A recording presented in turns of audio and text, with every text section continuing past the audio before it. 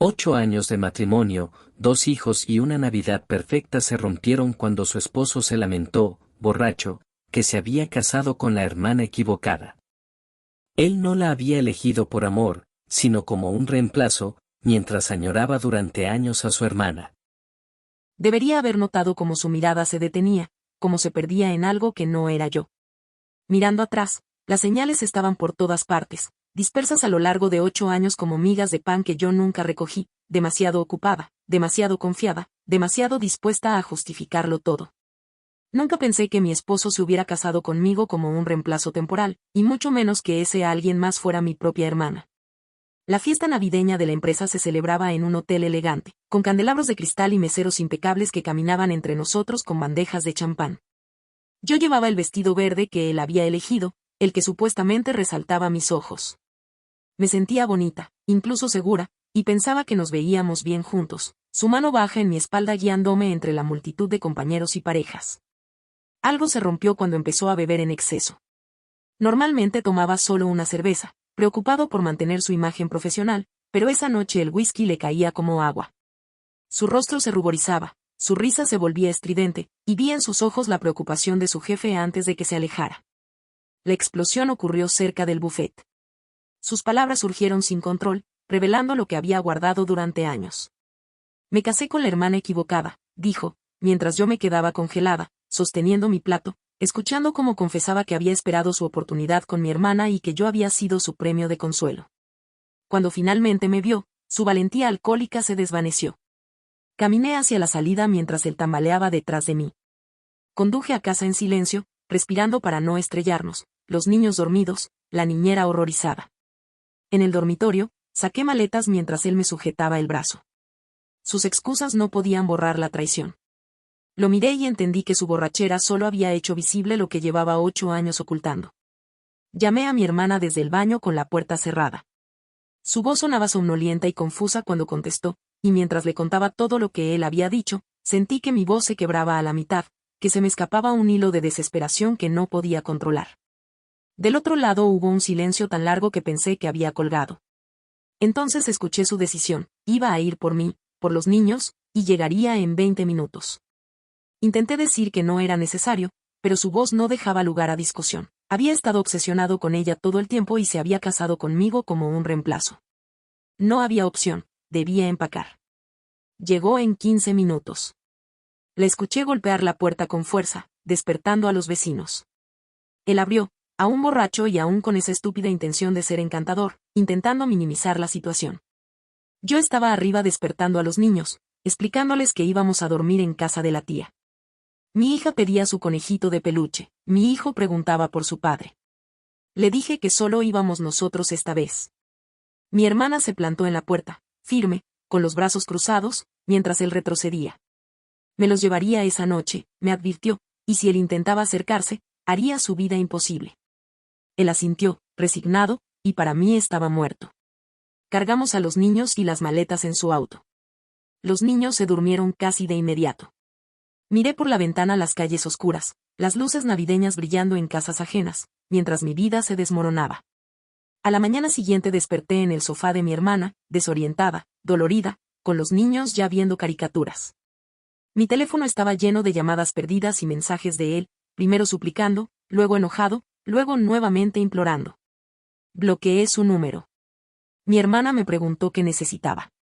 Un abogado de divorcio, dije. La conversación con mis padres fue devastadora, mi mamá lloró, mi papá se quedó en silencio, furioso. La abogada Denise escuchó mi historia, tomando notas, directa y sin rodeos. Hablamos de pruebas, de testigos, de abuso emocional. Mientras recordaba pequeñas comparaciones que él había hecho con mi hermana, entendí que esto tenía un patrón, que la mentira y la manipulación habían sido constantes. Necesitaba volver a la casa. Necesitaba comprobarlo. Mi hermana insistió en acompañarme. Fuimos después de recoger a los niños del colegio. Los dejé con mis padres unas horas, y cuando entré a la casa, aunque por fuera parecía igual, dentro todo tenía otra sensación. Platos sucios en el fregadero, correo acumulado en la encimera, su chaqueta tirada sobre una silla. Olía a encierro, a comida vieja, a ropa sucia. Caminé directo a nuestro dormitorio, hacia su mesa de noche. Necesitaba revisar algo que me había inquietado durante meses, algo que siempre había evitado por respeto a su privacidad.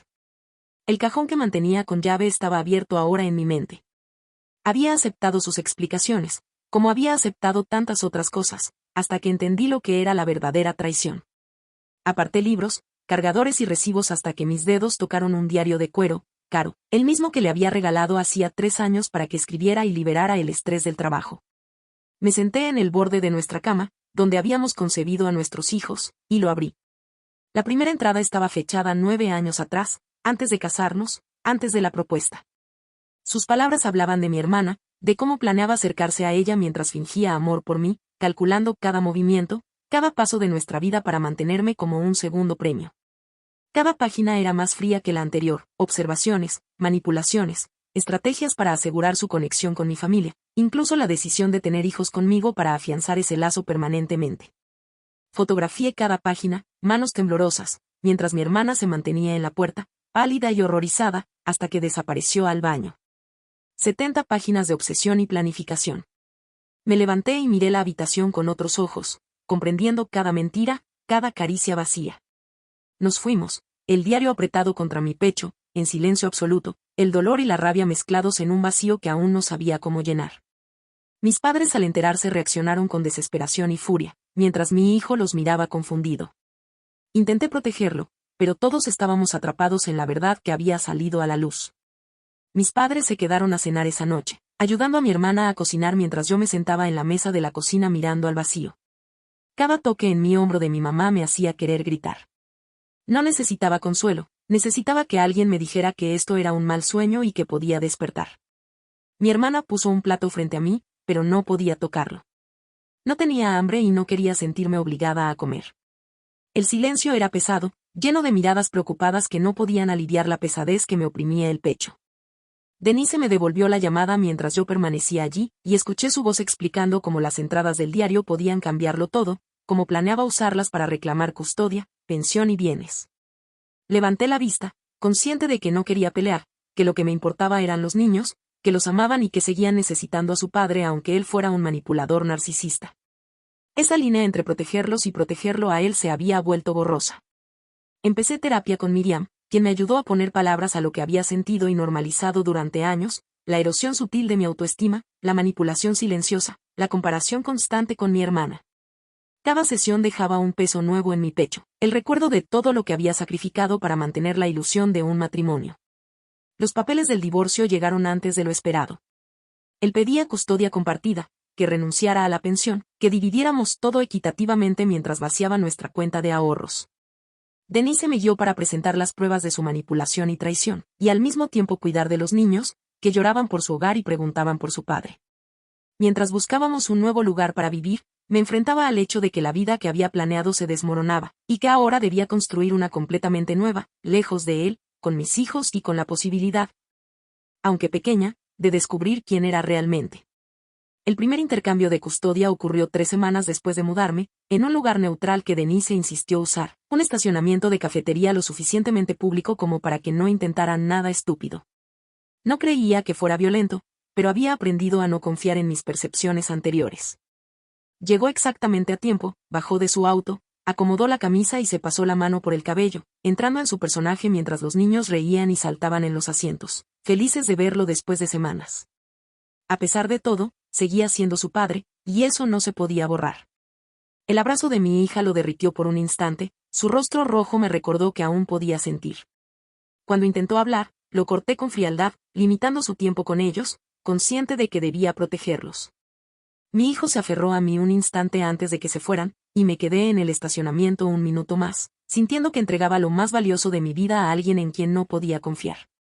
Regresé con mi hermana, que me envolvió en un abrazo y me recordó que los niños eran resilientes, que mi control se limitaba a mis acciones y no a lo que él hiciera en su tiempo.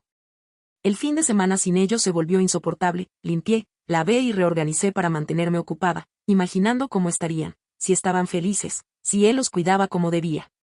Mi hermana me recordó que podía ser un esposo terrible y un padre decente al mismo tiempo. Cuando los niños regresaron, olían a otro detergente, hablaban del zoológico, del helado, de la película que habían visto. Sus preguntas sobre mí mostraban cuánto me extrañaban. Intenté explicarles que a veces las cosas se rompen de manera irreversible, que seguir adelante era lo más sano. Llegué a la mediación con Denise, carpeta en mano, lista con las pruebas que demostraban la traición y manipulación de 8 años, decidida a proteger a mis hijos y a mi futuro. Mi esposo llegó a la mediación con su abogado elegante, un traje que dejaba claro que costaba más de lo que yo podía permitirme. La mediadora, una mujer de unos 50 años con la paciencia que solo da la experiencia, nos miró a ambos con cansancio y autoridad. Todo comenzó con la custodia. Su abogado pintó la imagen de mi esposo como un padre ejemplar, siempre presente, dedicado, merecedor de custodia compartida. Denise respondió con las pruebas, años de manipulación, engaño. Un patrón calculado que demostraba que alguien capaz de traicionar a su esposa durante 8 años no podía priorizar el bienestar emocional de sus hijos sobre sus propias necesidades. La mediadora recordó que sin evidencia directa de abuso hacia los niños, los tribunales suelen favorecer la custodia compartida. Denise mencionó el abuso emocional hacia mí, el impacto psicológico en los niños de presenciar la traición de su padre, pero él parecía aliviado, y yo sentí náuseas. La discusión sobre las finanzas fue igual de cruel. Argumentaron que yo tenía recursos, que vivía con mi hermana, que él luchaba por pagar un departamento. Quise gritar, contar todo, exigir justicia, pero Denise me sostuvo la mano y manejó la situación con calma. Deslizó copias del diario sobre la mesa, años de obsesión y manipulación expuestos, la evidencia de un abuso psicológico sostenido. Mi esposo se desplomó en su silla, pálido y rojo a la vez, intentando justificarlo, intentando explicar sentimientos confusos mientras admitía que se había casado conmigo al tiempo que albergaba amor por mi hermana. Por un instante, sentí un reflejo de lástima que desapareció al recordar la humillación de la fiesta de Navidad. La mediadora cerró la carpeta y nos recordó que un juez tomaría decisiones si no llegábamos a un acuerdo. Afuera, apoyada en el auto de Denise, respiré por primera vez con alivio, consciente de que ella había manejado la situación, de que no había caído en el juego emocional, de que finalmente mi voz y mi verdad habían sido escuchadas. Regresé al departamento de mi hermana casi en piloto automático. Los niños estaban en el colegio y ella en el trabajo, dejándome el espacio para mí sola por primera vez en semanas. Entré al baño, me miré en el espejo y apenas reconocí a la mujer que devolvía mi mirada, más delgada, más vieja, agotada, con los ojos que reflejaban cada noche sin dormir, cada instante de miedo y traición. No sabía cuándo había cambiado tanto. Mi teléfono vibró con un mensaje de un número desconocido. Era su madre. Me quedé paralizada mirando el texto durante un minuto entero antes de responder. En contra de mi intuición, acepté verla al día siguiente en un café. Llegué y la encontré sentada al fondo, diminuta y nerviosa, una mujer que siempre había sido imponente y segura ahora reducida a inseguridad y culpa. Necesitaba disculparse, necesitaba confesar que sabía lo suficiente sobre los sentimientos de mi esposo hacia mi hermana y que no hizo nada, que me había usado con su silencio, creyendo que lo correcto era mantenernos juntos.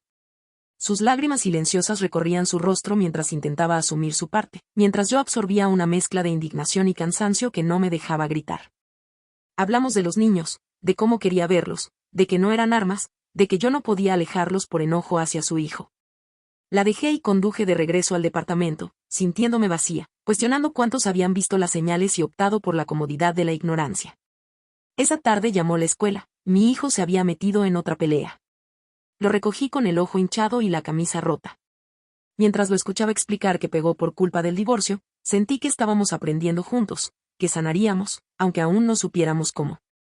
Esa noche, después de que los niños se durmieron, me encontré sentada en el balcón del departamento de mi hermana con una copa de vino, contemplando las luces de la ciudad como si fueran la distancia entre mi vida pasada y la que estaba construyendo. Mi hermana cerró la puerta corrediza detrás de ella, se sentó a mi lado y me preguntó cómo estaba aguantando. Recordé, con un nudo en la garganta, que la madre de mi esposo lo sabía o al menos sospechaba y no hizo nada. La dureza en el rostro de mi hermana me recordó que no era solo su silencio lo que había fallado, sino la aceptación de lo que él había hecho, el impacto de años de manipulación y secretos. Hablamos del horror de que él estuviera obsesionado con mi hermana desde que tenía 16 años, de cómo lo había usado silenciosamente con su mirada y sus gestos. Le aseguré que nada de esto era su culpa, que tampoco era mía, aunque no podía borrar la voz interior que seguía preguntando por qué no había sido suficiente, por qué no podía ser amada tal como era. Los días siguientes se convirtieron en un torbellino de búsqueda, departamentos pequeños, caros, en lugares que no eran para nosotros, entrevistas de trabajo con ropa prestada. enviando currículums con agujeros de años de inactividad laboral, llamadas y visitas que probaban mi resistencia y mi necesidad de reconstruirme sola. Finalmente, conseguí un departamento sencillo cerca de la escuela de los niños. El día de la mudanza fue surrealista, subiendo cajas, armando muebles, cortinas elegidas solo por mí, sintiendo por primera vez que esto era verdaderamente nuestro.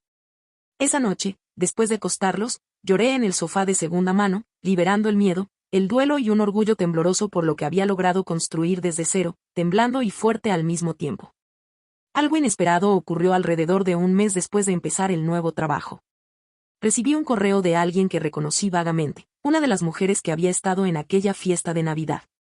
Trabajaba en otro departamento, pero su mensaje fue breve y directo. Me contó que había estado allí esa noche, que escuchó lo que dijo y que varias personas habían presentado quejas en recursos humanos por su comportamiento. Admitió que no había contactado antes, pero quería que supiera que no estaba imaginando lo grave que fue y que merecía algo mejor. Leí el correo varias veces antes de responder con un simple gracias, pero sentir que otras personas lo habían presenciado y que habían actuado, me hizo sentir menos sola. No estaba exagerando, no estaba loca, lo que él había hecho fue objetivamente horrible, y alguien que apenas me conocía podía verlo. En los días siguientes llegaron más correos de otros compañeros, confirmando la misma sensación de alarma y desconcierto, algunos con antecedentes de reportes previos a recursos humanos. Los reenvié a Denise, que los archivó junto a nuestro creciente expediente de pruebas. Mientras tanto, los niños se adaptaban sorprendentemente bien a nuestro nuevo departamento. Decoraban su habitación con pósters y peluches, dividían el espacio con cinta de pintor, ayudaban a armar muebles como si fueran héroes en una misión.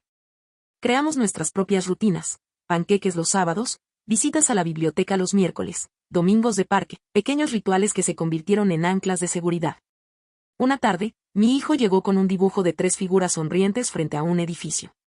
«Esta es nuestra casa», dijo simplemente. Su simpleza y aceptación me rompieron y me llenaron de esperanza al mismo tiempo. Los intercambios de custodia se volvieron rutina, civilizados, dolorosamente coreografiados. Pero hubo un momento en que escuché preocupación genuina en su voz, dirigida solo a ellos.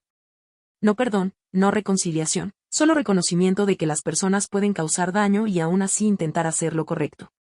Su madre empezó a asistir a los intercambios. Yo fui cordial, pero sabía que algunas traiciones son demasiado profundas para cubrirlas con cortesía. Hablamos de los niños, de cómo quería verlos, de que no eran armas, de que yo no podía alejarlos por enojo hacia su hijo. La dejé y conduje de regreso al departamento, sintiéndome vacía, cuestionando cuántos habían visto las señales y optado por la comodidad de la ignorancia. Esa tarde llamó la escuela, mi hijo se había metido en otra pelea. Lo recogí con el ojo hinchado y la camisa rota. Mientras lo escuchaba explicar que pegó por culpa del divorcio, sentí que estábamos aprendiendo juntos, que sanaríamos, aunque aún no supiéramos cómo. Esa noche, después de que los niños se durmieron, me encontré sentada en el balcón del departamento de mi hermana con una copa de vino, contemplando las luces de la ciudad como si fueran la distancia entre mi vida pasada y la que estaba construyendo. Mi hermana cerró la puerta corrediza detrás de ella, se sentó a mi lado y me preguntó cómo estaba aguantando. Recordé, con un nudo en la garganta, que la madre de mi esposo lo sabía o al menos sospechaba y no hizo nada. La dureza en el rostro de mi hermana me recordó que no era solo su silencio lo que había fallado, sino la aceptación de lo que él había hecho, el impacto de años de manipulación y secretos. Hablamos del horror de que él estuviera obsesionado con mi hermana desde que tenía 16 años, de cómo lo había usado silenciosamente con su mirada y sus gestos. Le aseguré que nada de esto era su culpa, que tampoco era mía, aunque no podía borrar la voz interior que seguía preguntando por qué no había sido suficiente, por qué no podía ser amada tal como era. Los días siguientes se convirtieron en un torbellino de búsqueda, departamentos pequeños, caros, en lugares que no eran para nosotros, entrevistas de trabajo con ropa prestada, enviando currículums con agujeros de años de inactividad laboral, llamadas y visitas que probaban mi resistencia y mi necesidad de reconstruirme sola. Finalmente, conseguí un departamento sencillo cerca de la escuela de los niños. El día de la mudanza fue surrealista, subiendo cajas, armando muebles, cortinas elegidas solo por mí, sintiendo por primera vez que esto era verdaderamente nuestro. Esa noche, después de acostarlos, lloré en el sofá de segunda mano, liberando el miedo, el duelo y un orgullo tembloroso por lo que había logrado construir desde cero, temblando y fuerte al mismo tiempo. Algo inesperado ocurrió alrededor de un mes después de empezar el nuevo trabajo.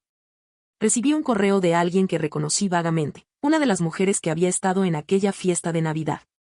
Trabajaba en otro departamento, pero su mensaje fue breve y directo. Me contó que había estado allí esa noche, que escuchó lo que dijo y que varias personas habían presentado quejas en recursos humanos por su comportamiento. Admitió que no había contactado antes, pero quería que supiera que no estaba imaginando lo grave que fue y que merecía algo mejor. Leí el correo varias veces antes de responder con un simple gracias, pero sentir que otras personas lo habían presenciado y que habían actuado, me hizo sentir menos sola. No estaba exagerando, no estaba loca. Lo que él había hecho fue objetivamente horrible, y alguien que apenas me conocía podía verlo. En los días siguientes llegaron más correos de otros compañeros, confirmando la misma sensación de alarma y desconcierto, algunos con antecedentes de reportes previos a recursos humanos. Los reenvié a Denise, que los archivó junto a nuestro creciente expediente de pruebas.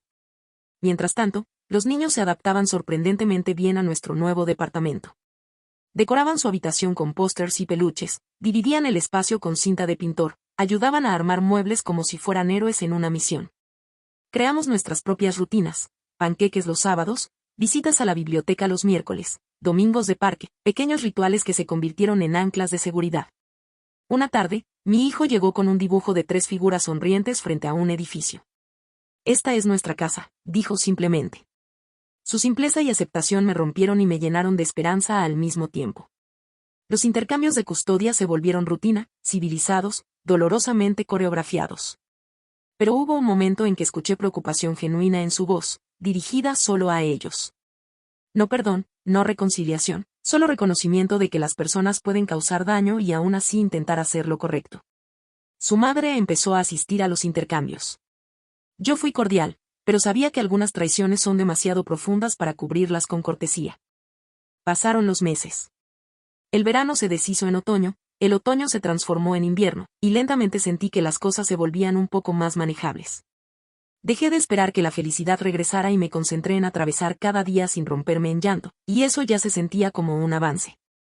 Un día mi hermana me llevó a un evento de trabajo, uno de esos encuentros de networking que ella siempre disfrutaba. Estuve a punto de negarme, demasiado cansada, demasiado ocupada, demasiado poco lista para socializar, pero su insistencia me hizo ceder. Me arreglé para mí misma, elegí un vestido que me gustaba, me peiné, me maquillé, y por primera vez en meses, me miré al espejo y vi a alguien casi segura de sí misma. El lugar era elegante, con ladrillo expuesto, cócteles artesanales y gente hablando de proyectos y plazos. Me obligué a participar, a sonreír, a aparentar normalidad, y entonces ocurrió algo inesperado, dejé de fingir. Alguien se interesó genuinamente por mis ideas y escuchó mis respuestas. No sabía nada de mi divorcio ni de mi historia. Solo me veía a mí, valorando lo que tenía para ofrecer. Al dar mi tarjeta, sentí una mezcla de impostora y validación, vista y apreciada como persona, no como exesposa ni hermana de nadie, sino simplemente como yo. Los papeles finales del divorcio llegaron a principios de primavera. Estuve de pie en mi cocina, con el teléfono pegado a la oreja, sin sentir nada. Todo terminó, legalmente soltera. Me permití sentir duelo, alivio, miedo y una esperanza tímida de que ahora podría construir algo propio. Mi terapeuta me recordaba que nunca había sido insuficiente, que había pasado años intentando complacer a alguien que ya había decidido querer otra cosa. Empecé a recuperar mi vida en pequeños actos, clases de cerámica, libros que disfrutaba, café negro que solo me pertenecía a mí. Cada pequeña decisión se acumulaba, devolviéndome lentamente a mí misma. Unas semanas después de que el divorcio se finalizara, mis padres organizaron una cena que llamaron Celebración de Independencia. Al principio se sintió extraño celebrar el fin de un matrimonio, pero la insistencia de mi padre hizo que comprendiera la idea, celebrar libertad, elegir mi propia vida, reconocer que había sobrevivido. Los niños jugaban con sus primos en el jardín, y sus risas entraban por las ventanas abiertas, llenando la casa de algo que se parecía a normalidad. Mi hermana brindó por la resiliencia y los nuevos comienzos, y mi madre me abrazó fuerte, transmitiéndome su orgullo sin necesidad de palabras. Incluso su madre, con cuidado, había empezado a reconstruir una relación con nosotros, viendo a los niños en lugares neutrales, respetando mis límites, cargando con la culpa silenciosa de no haber hablado antes. Me dijo que estaba agradecida por poder estar presente en la vida de sus nietos, y comprendí que todo era por ellos, no por ella ni por mí. De pie en la casa de mis padres, rodeada de personas que me querían tal como era, comprendí que sanar no significaba olvidar sino integrar lo que había pasado sin dejar que definiera quién era. Los niños se adaptaron mejor de lo que esperaba, llamando hogar a nuestro departamento, desarrollando intereses propios, pintando, programando, construyendo vidas separadas del trauma. Yo también comenzaba a reconstruirme, clases de cerámica, libros que disfrutaba, café negro, mañanas mías, decisiones solo mías. Cada pequeña elección, cada acto de libertad, me devolvía a mí misma, me hacía sentir vista y valiosa por quien era realmente.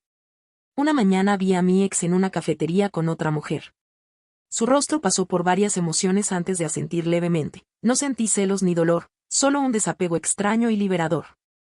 Más tarde, mientras acostaba a los niños, mi hijo me hizo darme cuenta de algo. Sí, era feliz. No siempre, no como esperaba, pero sí, de verdad feliz. Miré mi departamento, imperfecto y viejo, pero mío, y entendí que la mujer que había sido, la que había sobrevivido a traiciones y manipulación, se estaba convirtiendo en alguien que se valoraba plenamente. Ya no era la segunda opción. Ahora era mi propia primera opción. Y eso era suficiente.